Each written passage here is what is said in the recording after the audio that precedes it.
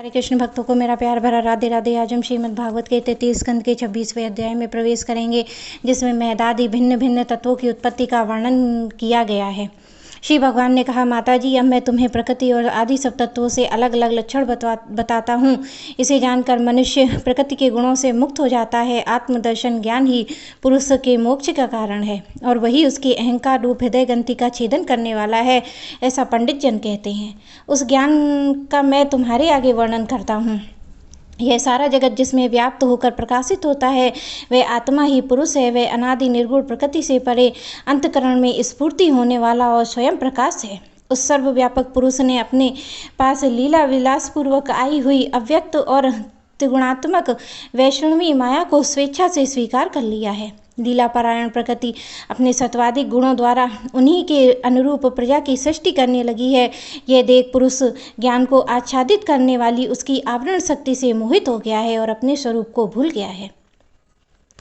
कार्य रूप शरीर, कारण रूप इंद्रियां तथा कर्ता रूप इंद्रधष्टा देवताओं में पुरुष और जो अपने अपनेपन का आरोप कर लेता है, उसमें पंडित जन प्रकृति को ही कारण मानते हैं तथा वास्तव में प्रकृति से परे होकर भी जो प्राकस्थित हो रहा है, उस पुरुष को सुख दुखों के भोगने का कारण मानते हैं। देवभूति ने कहा, पुरुषोत्तम, इस विश्व के स्थूल सूक्ष्म कार्य जिनके स्वरूप हैं तथा जो इसके कारण है, उस प्रकृति और पुरुष का लक्षण भी आप मुझे सुनाइए। श्री भगवान ने कहा, जो त्रिगुणात्मक अव्यक्त नित्य और कार्य कारण रूप है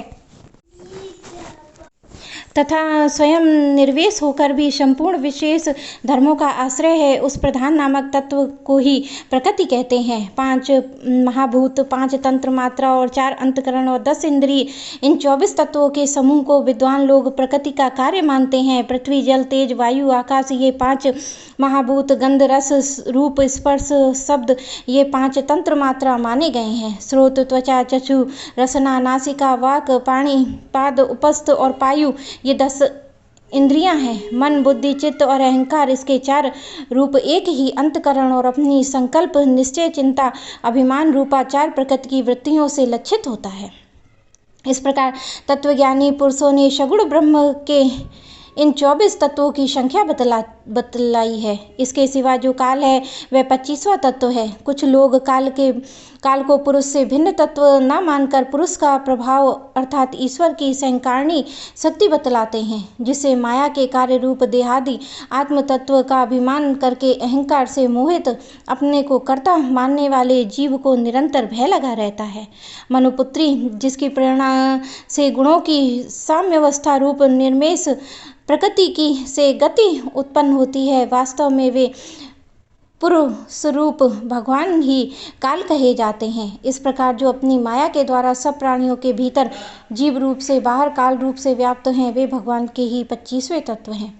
जब परम पुरुष परमात्मा ने जीवों के अदृष्ट क्षोभ को प्राप्त हुई संपूर्ण जीवों की उत्पत्ति स्थान रूपा अपनी माया में वीर्य स्थापित किया, तो उससे तेजोमय महतत्व उत्पन्न हुआ। लक्ष्य, लय, विक्षेपादि रहित और जगत के अंकुर रूप इस महतत्व ने अपने में स्थित विश्व को प्रकट करने के लिए अपने स्वरूप को आच्छादित करने वाली प्रलयकालीन अंधकार को अपने ही तेज से पी लिया। जो सत्व गुण में स्वच्छ, शांत और भगवान की उपलब्धि शांत स्थान रूप चित्त है, वही महतत्व और उसी को वासुदेव कहते हैं। जिस प्रकार पृथ्वी अपने आदि अन्य पदार्थों के संसर्ग से पूर्व जल अपनी स्वाभाविक अवस्था से अत्यंत स्वच्छ, विकार शून्य एवं शांत होता है, उसी प्रकार स्वभाव की अवस्था की दृष्टि से स्वच्छत्व, अविकारत्व और शांतत्व वृत्तियों सहित चित्त का लक्षण कहा गया है। तदंतर भगवान की वीर रूप चित्त शक्ति से उत्पन्न हुए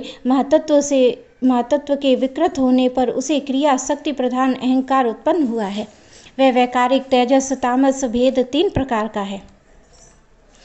उपयुक्त 3 प्रकार के अहंकार में वैकारिक अहंकार के विकृत होने पर उससे मन हुआ, जिससे संकल्प विकल्पों में कामनाओं की उत्पत्ति होती है। यह मनस्तत्व ही इंद्रियों की अधिष्ठा अनिरुद्ध नाम से प्रसिद्ध है। योगी जन शरतकालीन नीलकमल के समान श्याम वर्ण वाले इन अनिरुद्ध की शयन मन को विभूषित करके आराधना करते हैं।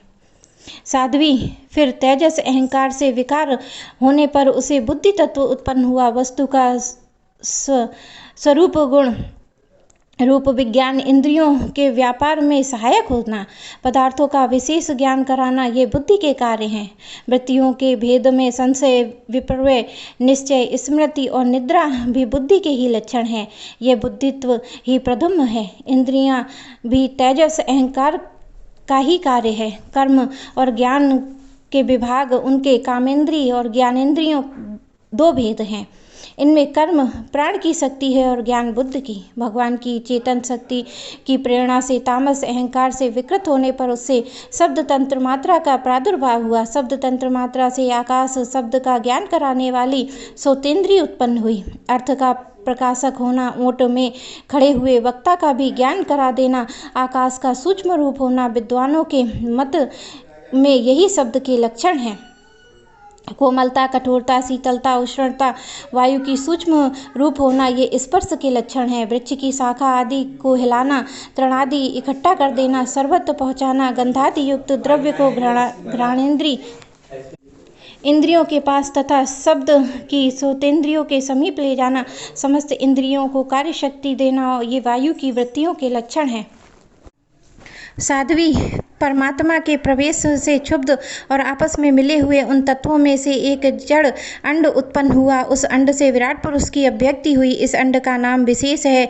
इसी के अंतर्गत श्री हरि के स्वरूपभूत 14 भुवनों का विस्तार हुआ है। यह चारों ओर से क्रमशः एक दूसरे से 10 गुने जल, अग्नि, वायु, आकाश, अहंकार और महतत्व, इन 6 आवरणों से घिरा हुआ है।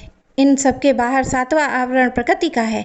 कारण में जल में स्थित उस तेजोमय अंड से उठकर उस विराट पुरुष ने पुनः उसमें प्रवेश किया और फिर उसमें कई प्रकार के छिद्र किए। सबसे पहले उनमें मुख प्रकट हुआ, उससे वाक इंद्री और उसके अनंतर वाक का अधिष्ठा अग्नि उत्पन्न हुआ। फिर नाक से छिद्र नथुने प्रकट हुए, उससे प्राण सहित घ्राणेन्द्रियां उत्पन्न हुई। घ्राण के बाद उसका अधिष्ठा वायु उत्पन्न हुआ। तत्पश्चात नेत्र गोलक प्रकट हुए, उससे चक्षु इंद्रिय प्रकट हुई। उससे अनंतर उसका अधिष्ठा सूर्य उत्पन्न हुआ। फिर कानों के छिद्र से प्रकट हुए, उनसे उसकी इंद्रिय श्रोत्र और उसके अभिमानी दिग्ग देवता प्रकट हुए। इस प्रकार जब विराट पुरुष की नारियां प्रकट हुई तो उनसे रुधिर उत्पन्न हुआ और उससे नदियां, फिर उसके उदर में पेट प्रकट हुआ, उससे क्षुधा पिपासा की अभिव्यक्ति हुई। फिर उदर का अभिमान समुद्र देवता उत्पन्न हुआ। तत्पश्चात उसके हृदय प्रकट हुआ, हृदय से मन का प्राकट्य हुआ। मन के बाद उसका अभिमान देवता चंद्रमा हुआ। फिर हृदय से बुद्धि और उसके बाद उसका अभिमान ब्रह्मा हुआ। तत्पश्चात अहंकार और उसके अनंतर उसका अभिमानी रुद्र देवता उत्पन्न हुआ। इसके बाद चित्त, उसका अभिमानी क्षेत्रज्ञ प्रकट हुआ। जब ये क्षेत्रज्ञ अतिरिक्त सारे देवता उत्पन्न होकर भी विराट पुरुष को उठाने में असमर्थ रहे तो उसे उठाने के लिए क्रमशः फिर अपने अपने उत्पत्ति स्थान में प्रविष्ट होने लगे। अग्नि ने वाणी के साथ मुख में प्रवेश किया, परंतु इससे विराट पुरुष न उठा। वायु ने घ्राणेन्द्रियों के सहित नास छिद्रों में प्रवेश किया, फिर भी विराट पुरुष न उठा। सूर्य ने चक्षु के सहित नेत्रों में प्रवेश किया, तब भी विराट पुरुष न उठा। और दिशाओं ने श्रवणेन्द्रियों के सहित कानों में प्रवेश किया, तो भी विराट पुरुष न उठा। विष्णु ने गति के सहित चरणों में प्रवेश किया, तो भी विराट पुरुष न उठा। नदियों ने रुधिर के सहित नाड़ियों में प्रवेश किया, तब भी विराट पुरुष न उठा। समुद्र ने क्षुधा पिपासा के सहित उदर में प्रवेश किया, फिर भी विराट पुरुष न उठा। चंद्रमा ने मन के सहित हृदय में प्रवेश किया, तो भी विराट पुरुष न उठा। ब्रह्मा ने बुद्धि के सहित हृदय में प्रवेश किया, तब भी विराट पुरुष न उठा।